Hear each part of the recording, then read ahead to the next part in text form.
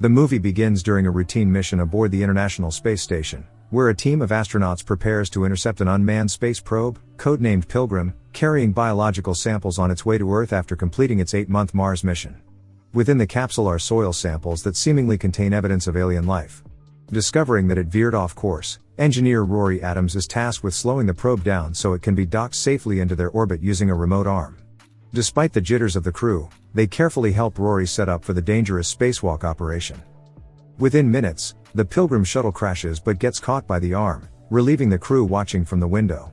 The following day, UK ISS exobiologist Hugh Derry examines a speck of the soil sample, revealing a dormant cell resembling hairy flagella. Attempting to revive it, he pumps more carbon dioxide inside the biotank, akin to Earth's atmosphere during the Proterozoic era, and adds glucose as a growth medium. Somehow, the cell wriggles, showing signs of life that delight the crew immensely. Sometime later, after the living cell's colossal discovery, the crew set up a live feed for New York's Times Square as they answer questions from schoolchildren belonging to Calvin Coolidge Elementary School. The crew, including ISS Mission Commander Ekaterina Kat Golovkina, CDC Quarantine Officer Dr. Miranda North, Medical Officer Dr. David Jordan, and Japanese ISS Systems Engineer Sho Murakami, introduce themselves, tour the children around the ship, and explain their daily routine. One of the kid representatives proudly names the newly found Martian species Calvin after their school's name. Later, during some downtime, Miranda checks with David about his rising muscle atrophy due to the extended stay confined in the station. David shares the devastating situations he witnessed as a soldier in Syria, feeling grateful that he is in space, far away from the hardships on Earth. At the same time, Hugh confides in Commander Kat about his longing to freely use his legs since he was wheelchair-bound at 10 years old. On day 12 of the mission aboard the ISS, Hugh continues experimenting on the Calvin specimen, discovering the cells have evolved into a single unit that shares electrical neural activity. Miranda deduces that the entity comprises trillions of identical cooperative cells with sensory functions. Suddenly, Calvin grows proto-appendages, reaching out to Hugh's finger with its newly formed arms before it sways around. This discovery fascinates the entire crew. Later, while everyone is taking a break at the lounge, Sho is video chatting with his wife, Kazumi, who is in labor at the hospital. He tries to calm her down while she pushes their baby out under the doctor's orders. Not long after, he introduces his newborn baby, May, to the team. Commander Kat is so pleased that he gifts him a book, Goodnight Moon, hoping he will read it to May sometime. Later, Hugh resumes his work with Calvin, who has learned to latch onto his finger. He soon becomes attached to the strange creature, treating it like a pet. On day 25, the crew responds to a heightened alert inside the lab, where the biotank's clamp has malfunctioned. Rory manages to repair the issue quickly as Hugh owns up to his mistake. He and Miranda are understandably livid over the breach of protocol and insist Hugh must strictly observe contamination protocols since they do not want to risk losing the specimen around the space station. Not long after the incident, Miranda records her findings about Calvin no longer growing and entering hibernation. During a physical therapy session, Hugh shares his fascination with studying Calvin's molecular structure, hoping it will lead to developments in stem cell research and uncurable diseases. Later, he stimulates Calvin's senses by awakening the specimen with a mild shock. However, he cannot make it move. However, on his second attempt, Calvin suddenly grasps his gloved hand tightly, which worries the entire crew watching from outside the lab. He tries to break free, but it does not let him, despite getting enticed to latch onto the electric prod. Though it is apparent Hugh is in danger, Miranda remains defiant, sealing the lab and securing the firewall to prevent the creature from escaping. The helpless exobiologist fails to slip out of the glove and pains over the crushing grip of Calvin. Everyone soon panics when it lets go of Hugh, who is now floating unconscious inside the lab. Suddenly, Calvin reaches for the prod and punctures a hole in the glove to break free. Ignoring protocol, Rory takes action, opening the door to pull him out. However, David sees Calvin grab his leg, forcing him to close the door on Rory as they safely recover Hugh.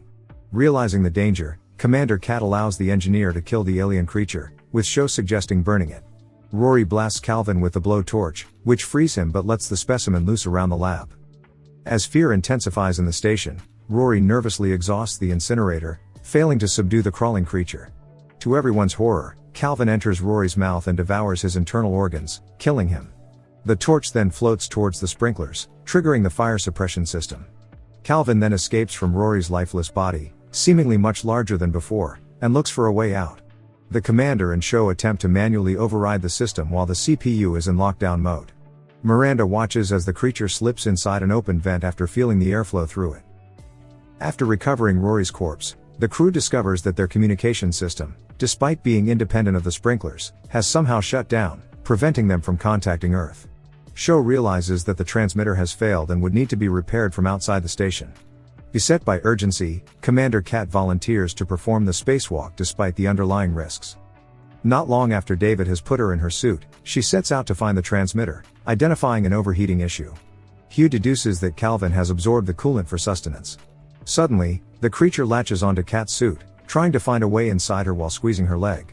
While Miranda guides her through the harrowing ordeal, David leaves the airlock to burn Calvin. To complicate the situation, the creature destroys Kat's coolant loop, scattering liquid inside her suit. With no other recourse, the commander untethers her harness and jumps toward the airlock while drowning inside her own suit.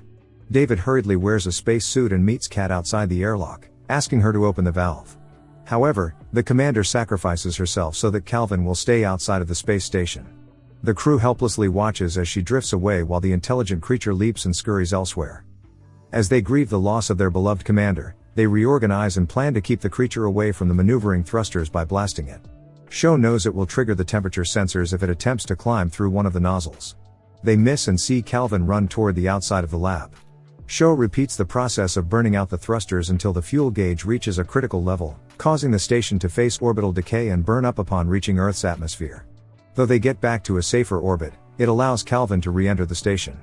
Hugh deduces that since depriving the creature of air can cause it to lay dormant, he suggests they seal themselves inside the tranquility room and vent the rest of the station.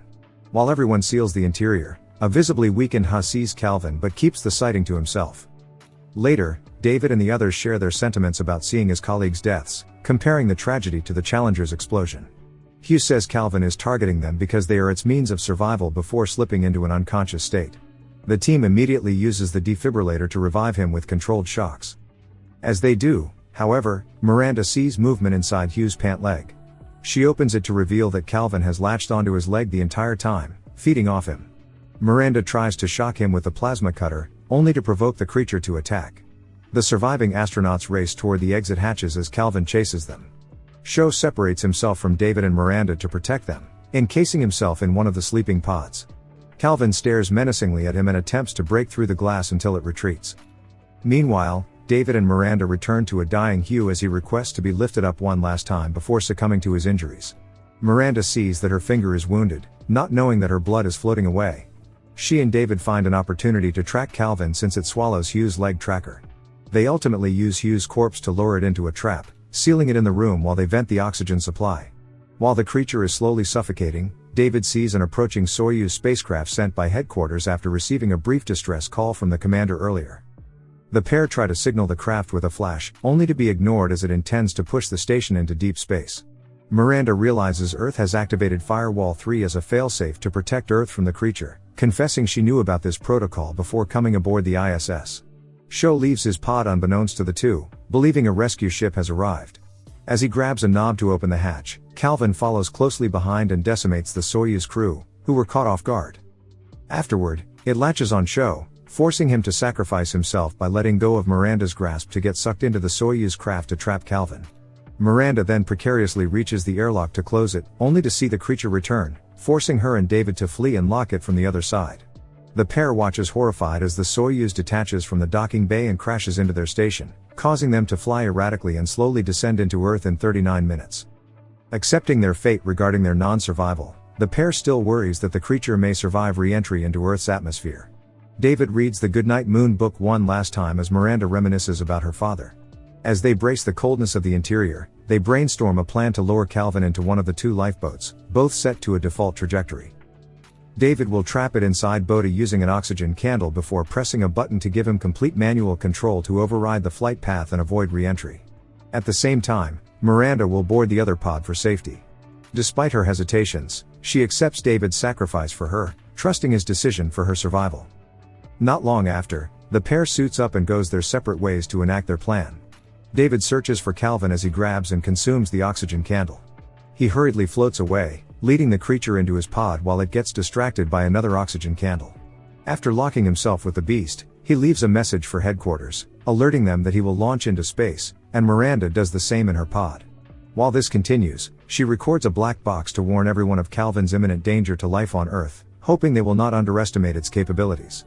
David then gets attacked by Calvin while he frantically steers the ship. Soon after, one of the pods lands in the South Pacific Ocean, catching the attention of two Vietnamese fishermen, who appear stunned by their discovery. Meanwhile, the other pod, where Miranda is, starts failing and flies wildly into deep space, leaving her fate unknown. At the same time, the fishermen discover a trapped David enveloped almost completely by Calvin. Believing he is in danger, they force open the hatch door, not knowing the astronaut is warning them to stay away. The movie ends as other boats slowly approach the wreckage, not knowing the horror they will face. Thank you for watching. Subscribe for more videos like this to help the channel out. Have a nice day.